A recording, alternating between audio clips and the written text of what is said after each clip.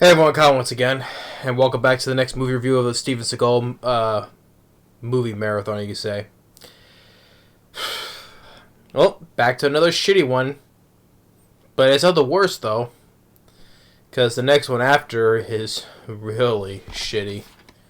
But that's the next review. But the next one I'm talking about though is of Shadow Man. So.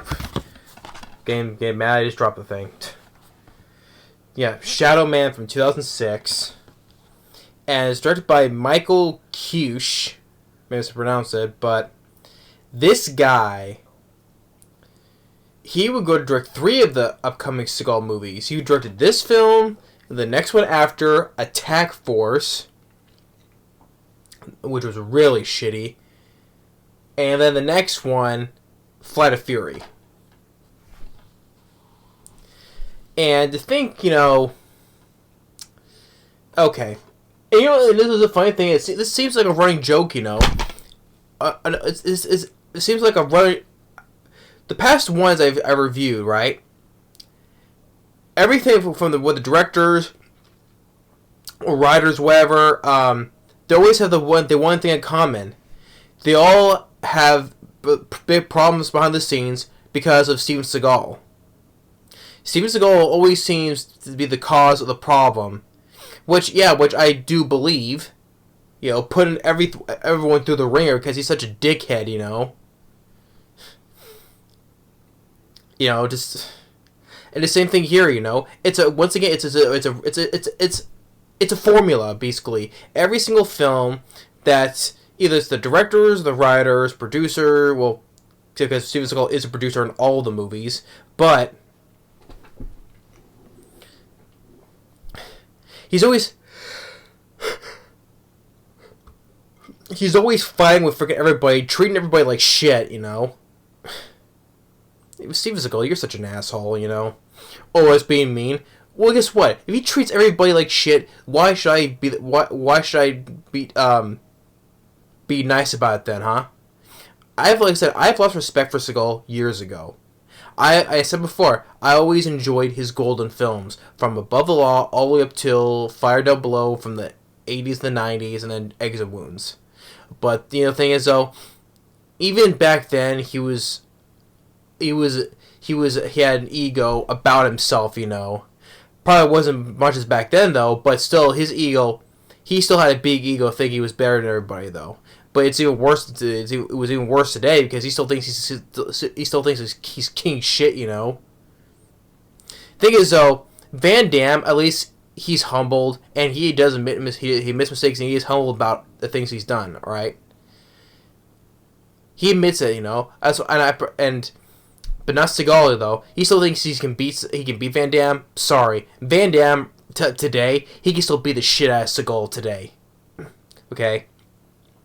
Van Damme, at least I know he still keeps in shape, but Steven Seagal, he's too busy eating too much freaking McDonald's and freaking Big Macs, Well, guess what? The thing is, I'm not gonna be nice about him. Okay, if he acts like an asshole to everybody, I should be this. Why should I be nice about it then, huh? If he has no respect for anybody, why should I have respect for him? Okay, I enjoy Above the Law. I love Under Siege. Under Siege 2 I also love. I love Out for Justice, On Deadly Ground, The Glimmer Man, Hard to Kill, Marked for Death. Like I said, Above the Law. Like I said, Fire Down Below, Exit Wounds. It just totally sucks, I keep repeating the same thing though. Back to the story I had, like I said before, the running joke of his, how he's always have his beef with freaking everybody, and the same thing with here. Like, okay, with the story about this, right?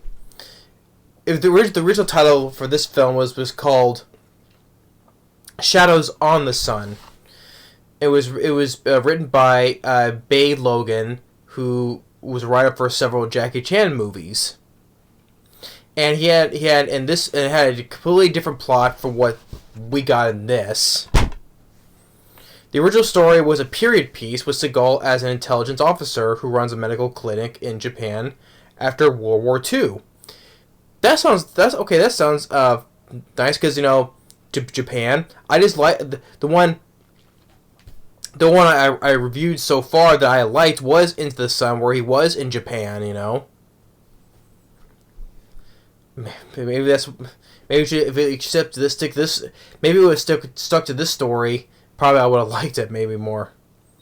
And this is by September 2005. However, Logan was no longer involved. The script was being penned by Joe Haplin, who helped do other films, including do other Steven Seagal films, including Submerged, Into the Sun, and Today You Die. It was retitled Shadows of the Past, and the plot was assumed in its current form. These changes were met with disappointment from some fans who were excited to see Seagal star in a film that was a departure from the action movies he's done in recent years. So, yeah, I would think that that whole story, like, it would have been better than the shit we got in this. And then also stars a woman by the name of Imelda Stanton, who the year before she did this film, she was nominated for an Oscar for her performance in Vera Drake, and she appears as an ambassador in this movie. I think it was the American ambassador. I think she explained to BBC's Mark Lawson, who she filmed for 2 days, but that Seagal did not film any reverses with her, resulting in her filming all of her scenes with Seagal stand-in and a Romanian film student who would read Seagal's dialogue off camera. She claimed that she did the film for money and as a chance to portray a character with an American accent. So basically, throughout the movie, if where there's interactions with so-called Seagal, there was Seagal's stand-in, body double, and with another girl who was supposed to be her, another stand-in for Stanton, basically. Although I think there was a scene at the end where these two were actually in the same shot together. And also more on the behind the scenes, I think because of the director, like I said how he treats Seagal treats his directors like crap, basically most of the directors. Because this guy, I don't know why this guy, Michael Keusch, would go on to direct with Seagal with again twice with Attack Force and Flight of Fury. Because after what he bullshit, I guess at the point since I guess he scared. I think he scared the director. I think Seagal scared the director. I think he said I can kick your ass. I think. Whatever the case is, I think the director said he was so traumatized by what Seagal has done. I guess. I guess he got hooked on painkillers. I guess. I'm like, jeez. Why would you direct 2 more films with Seagal after this? Jeez. I would just quit, have someone else do it, or better yet, just have Seagal. The funny thing is, if Seagal's fine with all these directors, why does he direct the movies himself? Why is that? Why couldn't he just make? Why he did on Deadly Ground, which I liked. He did a good job with that movie. As an action film, I did, but not big on the environmental stuff though. But as an action film, I enjoyed. He did a good job with that. Why couldn't he just direct these movies himself if he uses fighting with the director is so freaking much, Why?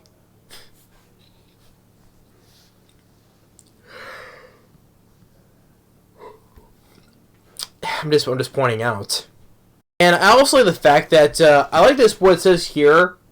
It doesn't say who says it. It just says right here, Steven Seagal delivers a pure adrenaline rush. I don't know who's saying this though, but this was surely not an adrenaline rush. So after that different story change, Steven Seagal he's once again he's in the CIA. He's like most of his other movies he's in. He's always in the CIA. There was an old guy who I think is because Steven Seagal he has a daughter, and the grandpa of the daughter, which I don't think is not. I don't think it's not Seagal's father. I think it's his wife's father. He created, I guess, he created this lethal virus, and they smuggle it out, and Steven Seagal, which is this time his character's name is Jack Foster, and yeah, because it has to be the grandpa who has the virus. I think is his wife's father because his wife's deceased. So,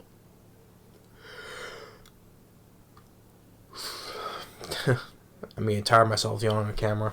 Getting tired of it. It's like I wasn't yawning the whole entire time, most the whole day. Then I get on as soon as I get on camera, it's a yawn fest.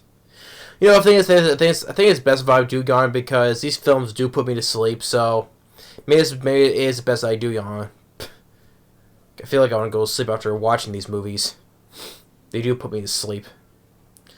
But anyway, so with this virus and this whole thing, I was trying this whole complication of other things. I mean, it was trying to be complex, like The Foreigner, like I said, or what was the other one that was trying to have more too many plot lines in it.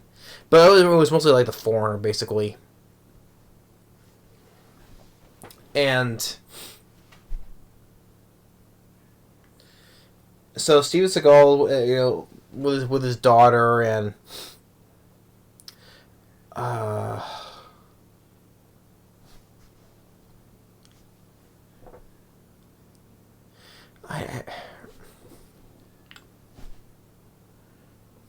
I swear, maybe because I'm falling asleep too much, that's why I'm yawning. It's made me forget this movie. Which that's basically what it is.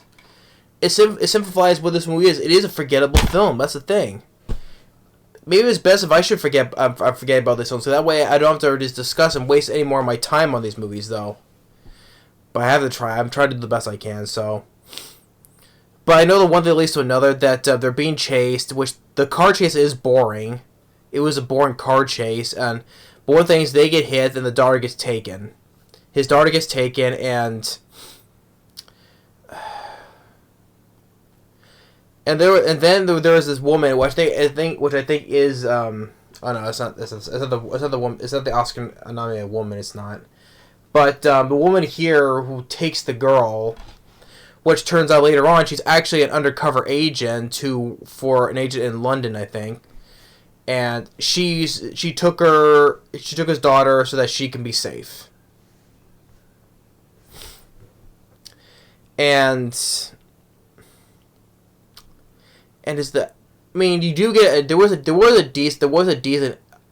decent action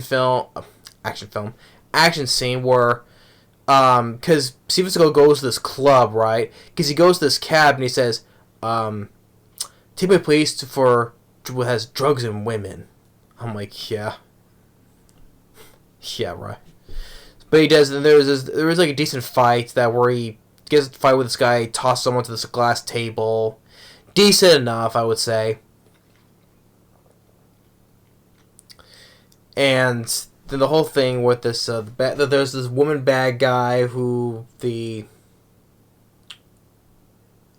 undercover agent gets to. And what's funny thing is, like, the girl is hidden somewhere safe, right? And the undercover agent is with Seagal, right? Going to all these places, and the whole time I'm thinking, why didn't Seagal just ask the woman to take her to where his daughter's at? This whole entire time, I'm like, there was another scene where the agent's with him and takes her shirt off. She's wearing a bra though, and one thing was that he hugs her. But the thing is though, this whole time your daughter is because once again, being emotionless as he is. I mentioned after the car crash, when the daughter gets taken, his reaction, so emotionless when his daughter gets taken. It was like that one movie in the where his house, once again I forget where, but it was in the beginning. I think it was The Foreigner. I think, yeah, where his house gets blown up, right, and his wife was in it, and his face just. Like so. So this is the same thing where his daughter gets taken and he's just like blank face, emotionless. I'm like, jeez. Is that, Steven Seagal, at least show a little bit of life, because your loved one, the only loved one you have left, your daughter is taken. At least show some emotion, like I said. I mean, like I said before in the past, Steven Seagal, when he was in Hard to Kill in the beginning when his wife was shot, no! That was like more emotion that he's shown in any of these movies he's done. That was like that one scene where he showed the most emotion more than any other emotion he's done and throughout all these entire movies.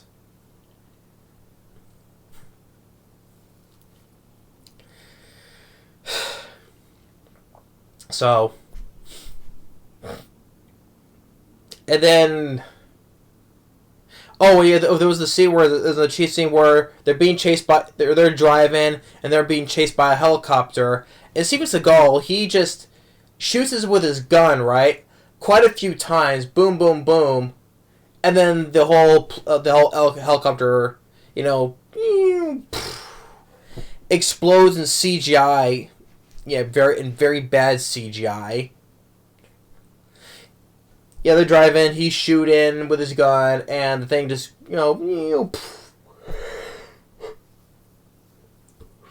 it just explodes in CGI. Very bad CGI. I'm like, great. Can't even do things practical. That reminds me of that same scene in The Hitcher. In the original The Hitcher, where he's driving, Rutger Hauer, he's shooting a helicopter while he's smoking a cigarette, right? He's just shooting there. And that was done a whole lot better than this, It was, practical, actual helicopter falling down, crash landing, or the other cop cars crash into it. Just, he's just driving along. Rutger Hauer's just in there smiling. What he's doing. I love The Hitcher. Even Rutger Hauer gave a much better performance than Steven Seagal in any of these movies. Let alone The Hitcher, the original The Hitcher, is better than any Seagal movies. Tenfold, hands down. I just love The Hitcher. Just him toying with Sea Time as Hell.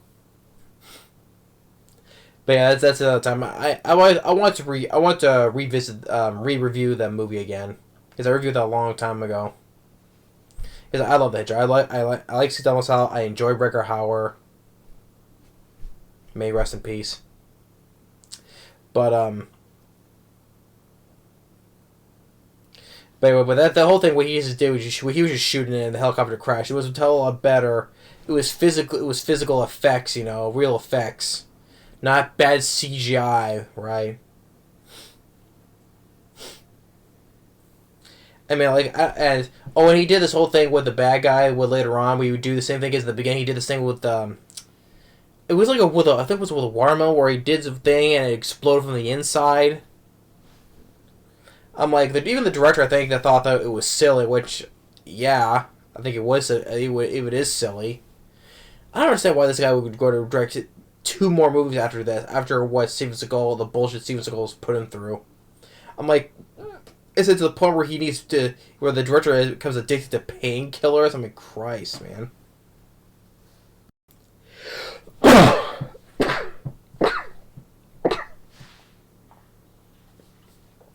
Sorry.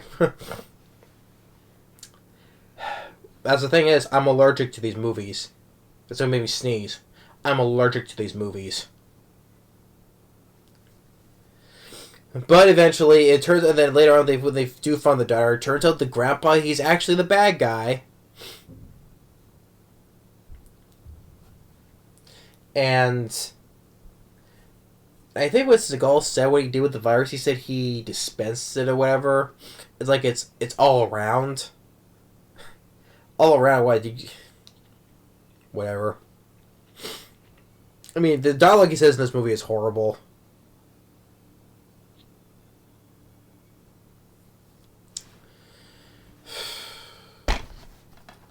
I'm just trying to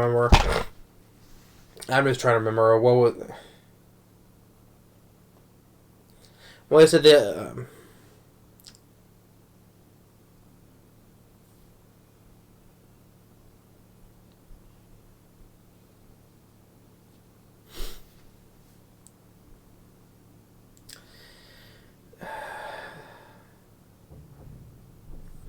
I've never forgot what this whole thing was. Like I said, the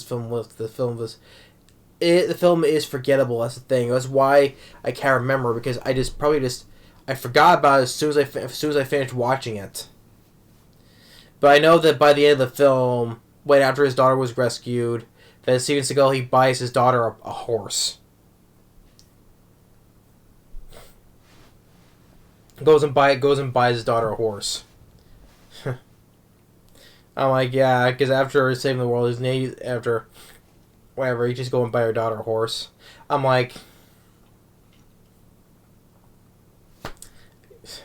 I was just thinking, I thought it was the name of another horse, but it was like, hi ho silver, away, you know. But that's irrelevant. I mean, that's irrelevant.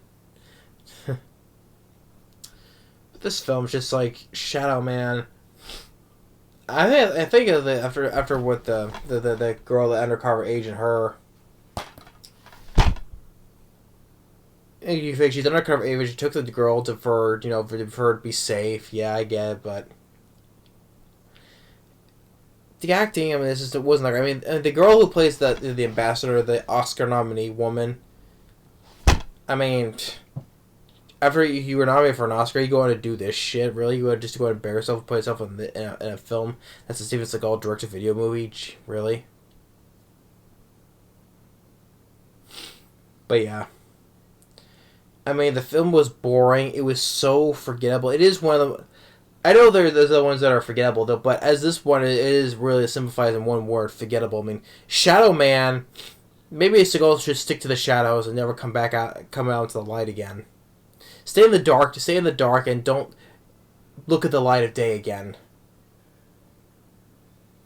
I mean, the actors, they were not that great, you know.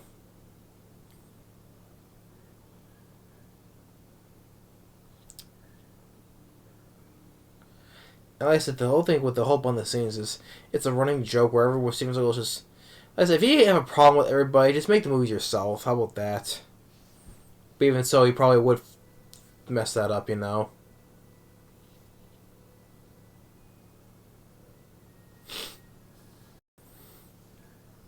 I mean, Steven Seagal, he's just how far down he's gotten. I mean, Dolph Lundgren, Van Damme, Chuck Norris. You know, at least, you know, they admit their own mistakes. You know, they can be humble though. But here, Steven Seagal doesn't apologize for freaking anybody. Never is humbled. Treats everyone like shit. You know, like the directors of these movies, and then Van Damme can kick your ass. You know, want to see him be at more emotion than you do. I'd rather watch stuff like his films like Universal Soldier 1 and 2, or Wake of Death, The Shepherd Border Patrol. I mean, just... It's not that hard, you know. Just admit your mistakes, and, you know, just be humble about it, you know. But he's not going to do that. But yeah, that's Brian Stoker review on Shadow Man. Stick to the shadows, never come back out into the light. Yeah, Steven Seagal was a producer, as usual, like I said. But yeah, just Shadow Man, it's another film that very much sucks, you know. But anyway, thanks for watching. Stay tuned for the next movie review for Back with the Steven Seagal movie marathon, and we'll see you next time. Yeah, but if you haven't seen Shadow Man, I would recommend you skip it. Probably some people in the comments, you know, they say they haven't seen these out and want to watch it. Well, good for you, though. But like I said, trying to keep my sanity here, still going strong, you know. Because, like I said, for you guys, have more rants, you have more fun to watch. So, but, yeah, Shadow Man, it sucks once again. Saw a long time ago. Second time, not so much. But anyway, that's Shadow Man. Just, it sucks. Forgettable, boring, and that's it. That pretty much sums it up. So thanks for watching. Stay tuned for the next movie review, and we'll see you next time. Later.